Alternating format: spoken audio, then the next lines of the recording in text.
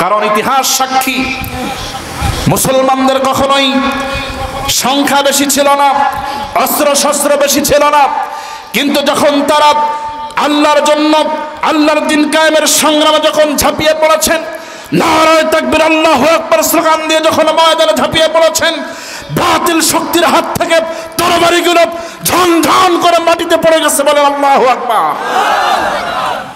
তাকবীরের আওয়াজের পাওয়ার আছে না নাই?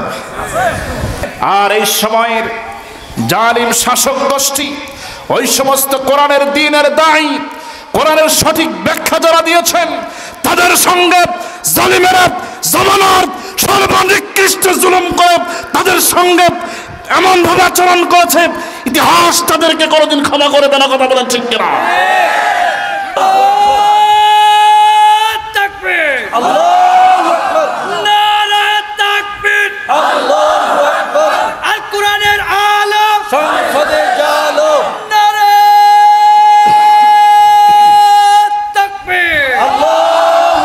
আল্লাহ রাব্বুল আলামিন বলেন, কুল লাউ কানাল বাহরু মিদাদান লিকালিমাতি রাব্বি লানাফিদাল বাহরু ক্বাবলা আন তানফাদা কালিমাতু রাব্বি ওয়ালাউ জিনা বিমিসলিহি মাদাদা। আল্লাহ রাব্বুল আলামিন বলেন, तमाम दुनियार समस्त समुद्र और महासमुद्रेर पानीगुलो जदि एकत्रित करे काली बानानो हय और ताई दिये जदि आमार एई कालामेर व्याख्या लेखा जदि शुरू हये जाय, लिखते लिखते समस्त सागर महासागरेर पानीगुली फुरिये जाबे, आमार एई कालामेर व्याख्या लेखा कोनोदिन शेष हबे ना।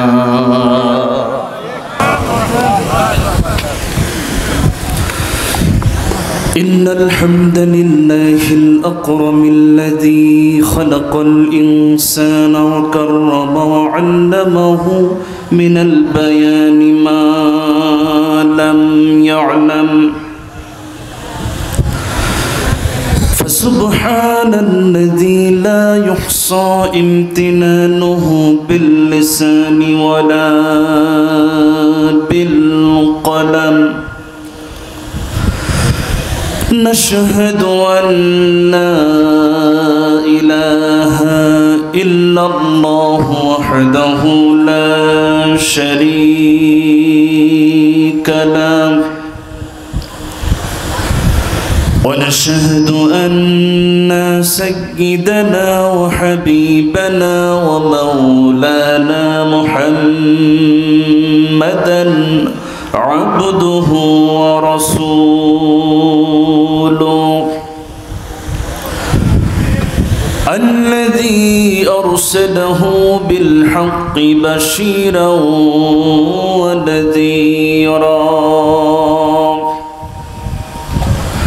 وداعيا إلى الله بإذنه وسراجا وقمرا منيرا،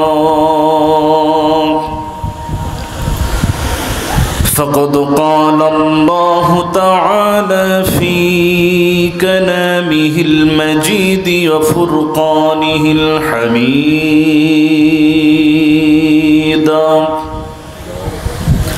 أعوذ بالله من الشيطان الرجيم، بسم الله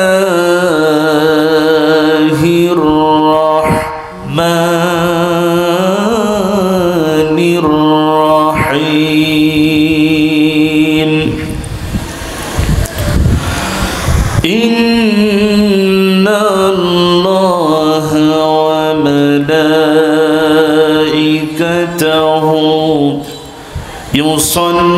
يصلون على النبي،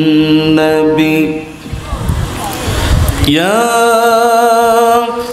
أيها الذين آمنوا صلوا عليه عليه وسلموا تسليما اللهم صل على سيدنا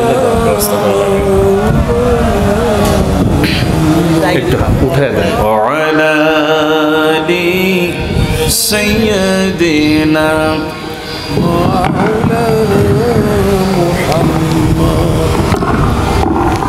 যে ফুল যুগ যুগান্তরে খুশবু ছড়ায়, যে ফুল যুগ যুগান্তরে খুশবু ছড়ায়, এঁকেছি সে ফুল মোরা, এঁকেছি সে ফুল মোরা মনেরই কাবায়, যে ফুল যুগ যুগান্তরে খুশবু ছড়ায়। আল্লাহুম্মা সাল্লি আলা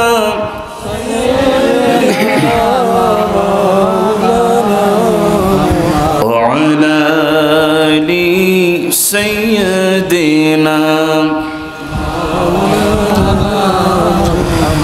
সবাই বলুন বালাগাল উলা বিকামালিহি কাশাফাদ দুজা বিজামালিহি হাসনাত জামিআ খিসালিহি সাল্লু আলাইহি।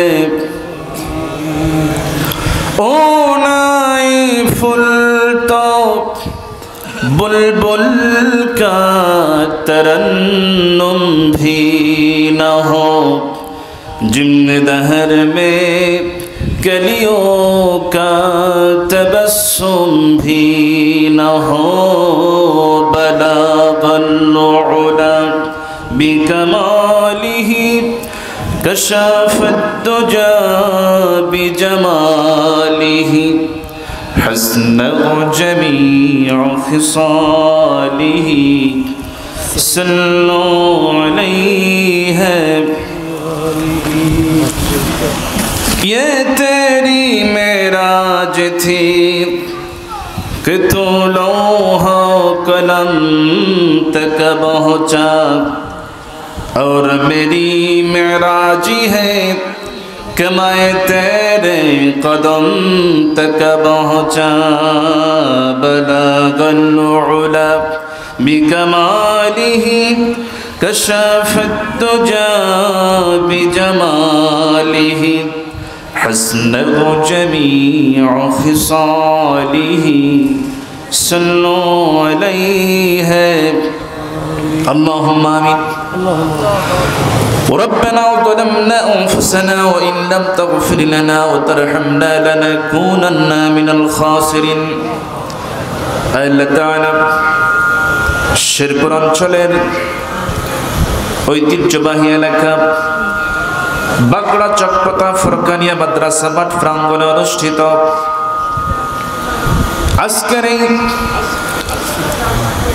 বিশাল সিরাতুন নবী সাল্লাল্লাহু আলাইহি ওয়াসাল্লামের ময়দানে বসে, মাহফিলের ময়দানে বসে আমরা কিছু গুনাহগার তোমার প্যারা হাবিবের উপরে কয়েক মর্তবা দরুদ ও সালাম পড়েছি। মেহেরবানি করে দরুদ ও সালাম টুকুন সোনার মদিনায় নবী পাকের রওজা মুবারকে পৌঁছায় দাও। तमाम বিশ্বের মাটির নিচে যত মুমিন মুমিনাত আছেন তাদের আরওয়ার পর সব পৌঁছায় দাও। আল্লাহ তাআলা এই মাহফিলের আয়োজন যারা করেছেন আর শোনার জন্য যারা এসেছেন, কিয়ামতের দিন মুসিবতের সময় এই মাহফিল আমাদের সকলের জন্য নাজাতের ওসিলা বানায়া দিও। ইয়া রব करम तू अगर करे वो बातें ज़ोबा को जो दिल पर असर करे, तक़ब्बल मिन्ना इन्नका अंतस समीउल अलीम वतुब अलैना इन्नका अंतत तव्वाबुर रहीम। سبحان ربك رب العزة عما يصفون وسلام على المرسلين والحمد لله رب العالمين ঐতিহ্যবাহী বগুড়া জেলার শেরপুর উপজেলার বাগড়া চকপতা ফুরকানিয়া মাদ্রাসা মাঠ প্রাঙ্গণে অনুষ্ঠিত পবিত্র রবিউল আউয়াল উপলক্ষে বাংলাদেশ জামাত ইসলামী শাহবন্দিক ইউনিয়ন ১ নং ওয়ার্ড শাখার উদ্যোগে আয়োজিত বিরাট ইসরাতুন নবী সাল্লাল্লাহু আলাইহি ওয়াসাল্লাম মাহফিল 2024 মহতি আয়োজনের সম্মানিত সুযোগ্য শ্রদ্ধাভাজন সভাপতি হযরত মাওলানা মুহাম্মদ জহির রায়হান, সম্মানিত আমির বাংলাদেশ জামাত ইসলামী শাহবন্দিক ইউনিয়ন শাখা,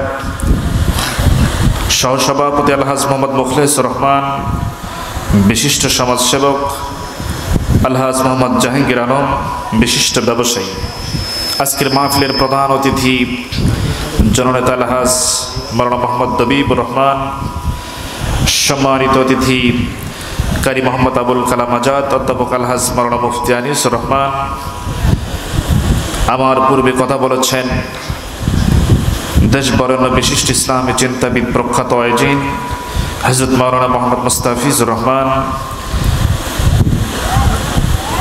এরপরে অন্যান্য উলামায়ে কেরাম ফাদল আযম, আমার মঞ্চে উপস্থিত বিশেষ করে আমার ডান পাশে, একেবারে ডান পাশে দেখতে পাচ্ছেন, আপনারা হয়তো কিভাবে চেনেন আমি জানি না, কিন্তু তিনি বাংলাদেশের বিভিন্ন অঞ্চলে কোরআনের দাওয়াত নিয়ে ছুটে বেড়ান। বিভিন্ন জেলাতে যখন সফরে যাই ভাইয়ের নামটা শুনতে পাই সিরাজুল ইসলাম। সিরাজুল ইসলাম ভাইকে চেনেন তো সবাই? আল্লাহ পাক তাকে কোরআনের একনিষ্ঠ খাদেম হিসেবে কবুল করুন বলছে আমি। এরপরে বাম পাশে আছেন আমাদের কাউসার ভাই, পিছনে আছেন আবু তাহের ভাই, আর অনেক সবাই উলামায়ে কেরাম। আল্লাহ পাক সকলকে দিনের জন্য কবুল করুন বলছে আমি। মঞ্চে উপবিষ্ট বিভিন্ন পর্যায়ের নেতৃবৃন্দ, সামনে উপস্থিত অত্র অঞ্চলের বিভিন্ন জায়গা থেকে আগত দিনদার ইমানদার, তৌহিদের পতাকাবাহী, কালেমার ঝান্ডাবাহী, দিন ইসলামের নরসারদুল প্রিয় দিনী মুজাহিদ ভাইরা, পর্দায় আছেন এলাকার সম্মানিত মা ও বোনেরা। আলোচনার সূচনাতেই আনুষ্ঠানিকতার মধ্য দিয়ে আমি আবার আমার পক্ষ থেকে ভক্তিপূর্ণ সালাম পেশ করছি। আসসালামু আলাইকুম ওয়া রাহমাতুল্লাহি ওয়া বারাকাতুহু। আমি প্রথমে জানতে চাচ্ছি সকলে কেমন আছেন? আলহামদুলিল্লাহ। ভালো রাখার মালিক কে? আল্লাহ। মন্দ রাখার মালিক আল্লাহ। আসলে আল্লাহ পাকের শুকরিয়া আদায় করে শেষ করা যাবে? এই তো কিছু সময় আগে, কিছুদিন আগে যে পরিস্থিতি ছিল, বলেন তো এই পোস্টারের আলোকে আজকের এই মাহফিল কি অনুষ্ঠিত হওয়া সম্ভব ছিল? সবাই বলেন না। এই পরিস্থিতির পরিবর্তন যিনি করে দিয়েছেন তার নাম কি বলেন? আল্লাহ। সম্মানিত হাজিরিন, আমরা কোরআন প্রেমিক হতে চাই, মুনাফিক হতে চাই না। আল্লাহ পাক আমাদেরকে আজকের এই কোরআনের মাহফিলে কবুল করলেন, সেই মহান তাবারক ওয়া তাআলার জন্য শুকরিয়া আদায় করছি, বলছি আলহামদুলিল্লাহ। এরপরে বিশ্ব নবীজির প্রতি দরুদ ও সালাম পাঠিয়ে দিচ্ছি, বলছি সাল্লাল্লাহু আলাইহি ওয়াসাল্লাম। সম্মানিত হাজিরিন, আমি সরাসরি আলোচনার দিকে যাব, রাত বেশি লম্বা করব না, কারণ আসলে এটা তো মূল যে ওয়াজের মৌসুম সেটা নয়, ঠিক কিনা? যেহেতু রবিউল আউয়াল মাস, নবীজির সিরাত নিয়ে কিছু কথা আমাদের আলোচনা করা প্রয়োজন।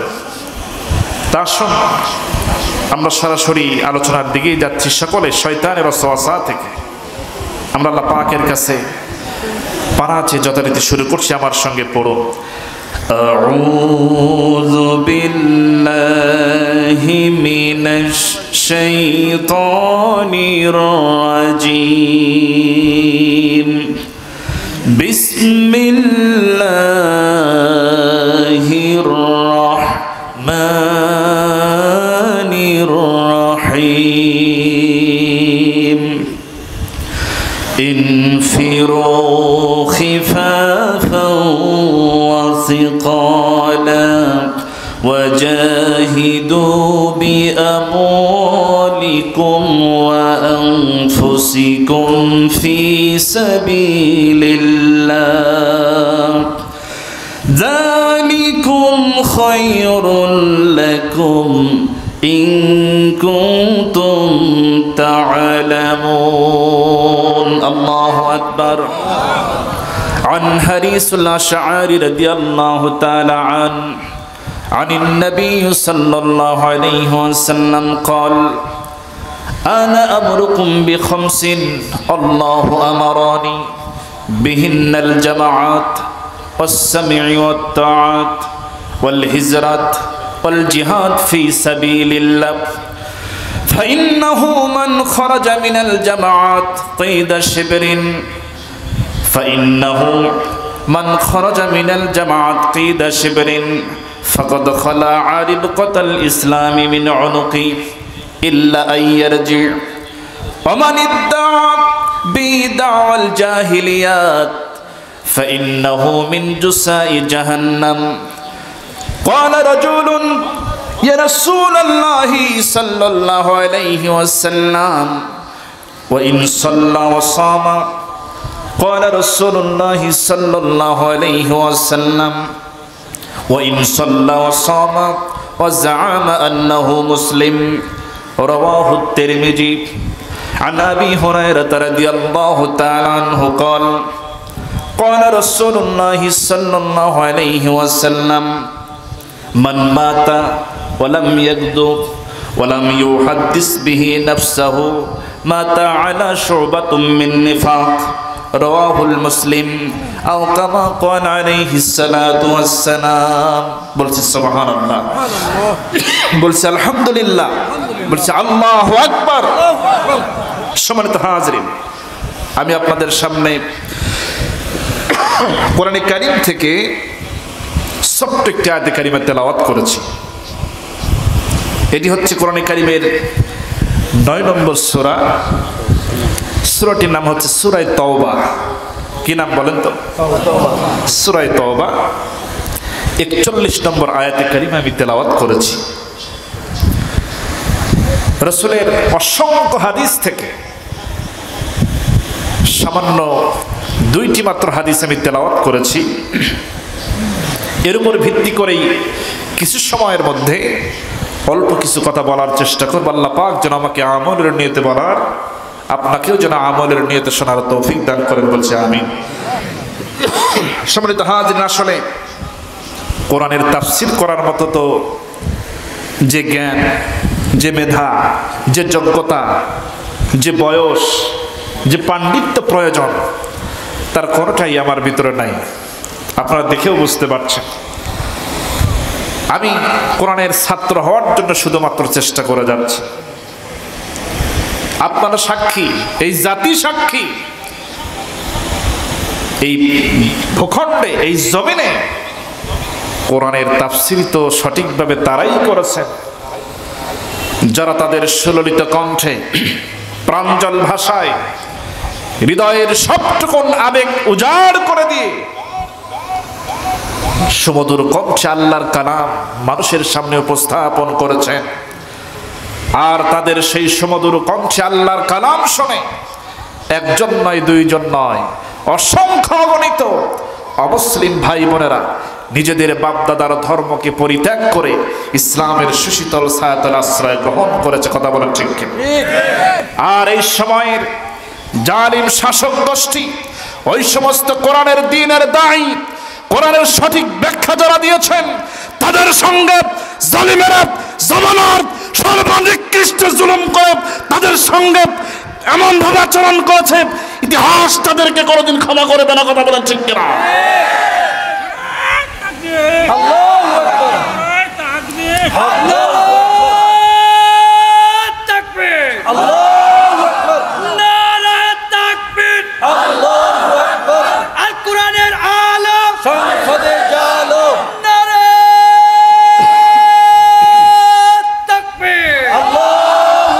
আমার ভাইয়েরা, তারাই তো কোরআনের সঠিক ব্যাখ্যা দিয়েছে, তারাই তো তাফসীর কারক ছিলেন। আমরা কি জানি? কিছুই জানি না। তবে এই কথা ঠিক, কিয়ামত পর্যন্ত যত জ্ঞানী ব্যক্তি আসুক, পণ্ডিত ব্যক্তি আসুক, এই কোরআনের ব্যাখ্যা লিখে বলে কেউ কোনোদিন শেষ করতে, এই কথা কার? জোরে বলেন। আল্লাহ রাব্বুল আলামিন বলেন, قل لو كان البحر مدادا لكلمات ربي لنفد البحر قبل أن تنفد كلمات ربي ولو جئنا بمثله مددا। আল্লাহ রাব্বুল আলামিন বলেন, तमाम দুনিয়ার সমস্ত সমুদ্র আর মহাসমুদ্রের পানিগুলো যদি একত্রিত করে কালি বানানো হয়, আর তাই দিয়ে যদি আমার এই কালামের ব্যাখ্যা লেখা যদি শুরু হয়ে যায়, লিখতে লিখতে সমস্ত সাগর মহাসাগরের পানিগুলি ফুরিয়ে যাবে, আমার এই কালামের ব্যাখ্যা লেখা কোনোদিন শেষ হবে না। এ কথা কে বলছেন? সুবহানাল্লাহ। এটা তো সেই আযীম কিতাব যা আল্লাহ পাক দয়া করে আমাকে আপনাকে দান করেছেন। সম্মানিত হাজরিন, শুধু তাই নয়, এই কিতাব এমন একখানা কিতাব যার ভিতরে কোনো ভুল সন্দেহ কোনো কিছু নাই। পৃথিবীতে অনেকবার চেষ্টা করা হয়েছে কোরআনকে ভুল প্রমাণ করার জন্য, পেরেছে কি? পারে না। এখনো যদি চেষ্টা করা হয়, পারবে? পৃথিবীর যত মানুষ আছে সবাই একত্রিত হয়ে যদি চেষ্টা করে, পারবে? আচ্ছা, মানব জাতি বাদ দিলাম, আল্লাহ পাক মানব জাতি বাদে আরেকটা জাতিকে সৃষ্টি করেছেন। কোন জাতি বলেন তো? জিন জাতি। মানব জাতি এবং জিন জাতি উভয় মিলে যদি চেষ্টা করে, এরকম একখানা কালাম কি বানাতে পারবে? পারবে না। খেয়াল করুন কোন কিতাবের আলোচনায় আমরা বসেছি, খেয়াল করুন। আল্লাহ রাব্বুল আলামিন বলেন, قُلْ لَئِنِ اجْتَمَعَتِ الْإِنسُ وَالْجِنُّ عَلَىٰ أَن يَأْتُوا بِمِثْلِ هَٰذَا الْقُرْآنِ لَا يَأْتُونَ بِمِثْلِهِ وَلَوْ كَانَ بَعْضُهُمْ لِبَعْضٍ ظَهِيرًا। আল্লাহু আকবার। আল্লাহ রাব্বুল আলামিন বলেন, এই কালামের মতো কালাম বানাবার জন্য যদি শুধু মানব জাতি নয়, জিন জাতি এবং মানব জাতি যদি উভয় মিলে একে অপরকে সাহায্য করে এমন একটা কালাম বানাবার জন্য, জিন জাতি সাহায্য করবে মানুষকে, মানুষেরা সাহায্য করবে জিনদেরকে, উভয় উভয়কে সহযোগিতা করার মাধ্যম দিয়ে যদি কিয়ামত পর্যন্ত চেষ্টা করা হয়, তাহলে কিয়ামত পর্যন্ত চেষ্টা করেও মানব জাতি এবং জিন জাতি মিলে এমন একখানা কালাম তারা বানাতে পারবে না। আল্লাহু আকবার। সেই কালাম আমরা শুনতে বসেছি। কোন সূরা বলেন তো? সূরা তাওবা। আসুন এখানে আল্লাহ পাক কি বলছেন। আল্লাহ রাব্বুল আলামিন বলছেন, انفروا خفافا وثقالا وجاهدوا بأموالكم وأنفسكم في سبيل الله। আল্লাহ পাক বলছেন, তোমরা হালকা অথবা ভারী সরঞ্জামের সঙ্গে আল্লাহর রাস্তায় সংগ্রামে বের হয়ে যাও। কে বলছেন? আল্লাহ। খেয়াল করেন, তাফসীরের মধ্যে মুফাসসিরিন কেরাম লিখেছেন, এর ভিতরে অনেক অর্থ আছে। তারা লিখেছেন আল্লাহ রাব্বুল আলামিন এই আয়াতের মাধ্যম দিয়ে গোটা মানব জাতিকে যেটা বোঝাতে চেয়েছেন, শোনো তোমরা হে মানব সম্প্রদায়, তোমরা হালকা হও অথবা ভারী হও, সংখ্যায় কম হও অথবা বেশি হও, দুর্বল হও অথবা সবল হও, ছোট হও অথবা বড় হও, যুবক হও অথবা বৃদ্ধ হও, তোমরা সবাই আল্লাহর দ্বীনের জন্য আল্লাহর রাস্তায় সংগ্রামে বের হয়ে যাও। এটা কার অর্ডার? আল্লাহ রাব্বুল আলামিন অর্ডার করলেন, আল্লাহ রাস্তায় বের হওয়ার জন্য অর্ডার করলেন। এখন আমি আপনি যদি আল্লাহর গোলাম হয়ে থাকি তাহলে এই কথা মানার দরকার আছে না নাই? আমরা সংগ্রাম করব কার পথে? সবাই বলেন কার পথে? আল্লাহর পথে সংগ্রাম করতে হবে। আর সংগ্রাম করার উদ্দেশ্য কি হবে? এই যে সমাজে ফিতনা ফাসাদ আমরা দেখতে পাচ্ছি, সমাজে হত্যা, ধর্ষণ, লুটেরা, সম্পদ পাচার কোনোটাই বন্ধ নাই, সবকিছু চলছে হরদমে। এই সমস্ত ফিতনা ফাসাদ, সমস্ত অশ্লীলতা, বেহায়াপনাকে সমাজ থেকে দূর করার জন্য আল্লাহ রাব্বুল আলামিন তার রাস্তায় সংগ্রাম করার জন্য বের হতে বলেছেন। এই সংগ্রামে বের হওয়ার জন্য আমরা রাজি আছি তো সবাই? সমাজ থেকে সব ধরনের অন্যায়, জুলুম, ফিতনা ফাসাদ দূর করার জন্য যে সংগ্রামে আল্লাহ ডাক দিয়েছেন, সেই সংগ্রামে ঝাঁপিয়ে পড়ার জন্য রাজি আছেন? করে হাত উঁচু করে আল্লাহকে দেখায় দাও। লিল্লাহি তাকবীর, লিল্লাহি তাকবীর। যে আওয়াজ দিলেন, এই আওয়াজে এই রাস্তায় টিকে থাকা সম্ভব না। আসলে যে আওয়াজ যে আসবে, ঈমান যে আমাদের দুর্বল হয়ে গেছে, ঈমান দুর্বল হয়ে গেছে, এজন্য আওয়াজ দুর্বল। অথচ এই তাকবীরের আওয়াজে মুসলমানদের ময়দান দখল হয়েছে। সুবহানাল্লাহ। কারণ ইতিহাস সাক্ষী, মুসলমানদের কখনোই সংখ্যা বেশি ছিল না, অস্ত্র শস্ত্র বেশি ছিল না, কিন্তু যখন তারা আল্লাহর জন্য, আল্লাহর দ্বীন কায়েমের সংগ্রামে যখন ঝাঁপিয়ে পড়েছেন, নারায়ে তাকবীর, আল্লাহু আকবার স্লোগান দিয়ে যখন ময়দানে ঝাঁপিয়ে পড়েছেন, বাতিল শক্তির হাত থেকে তরবারিগুলো ঝনঝন করে মাটিতে পড়ে গেছে। বলে আল্লাহু আকবার। তাকবীরের আওয়াজের পাওয়ার আছে না নাই?